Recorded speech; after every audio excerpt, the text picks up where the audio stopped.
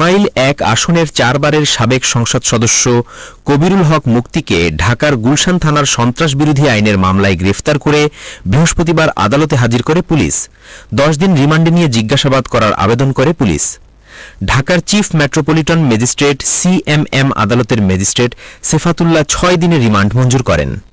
Remand আবেদনে উল্লেখ করা হয়, গ্রেফতার করার পর কবিরুলের মুঠোফোন বিশ্লেষণ করে দেখা যায় সে আওয়ামী লীগ, নিষিদ্ধ ছাত্রলীগ এবং আওয়ামী লীগের সব পর্যায়ের নেতাকর্মীদের মধ্যে সরকার ও রাষ্ট্রের বিরুদ্ধে উস্কানিমূলক বক্তব্য প্রচার করছেন।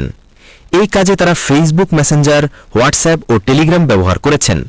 সহিংসতা ছড়াতে প্ররোচনা দিচ্ছেন। ঘটনার রহস্য উদ্ঘাটনের জন্য আসামিদের রিমান্ডে নিয়ে জিজ্ঞাসাবাদ করা জরুরি। তবে আসামি পক্ষ থেকে রিমান্ডে নেওয়ার আবেদন নাকচ করে দাবি করে।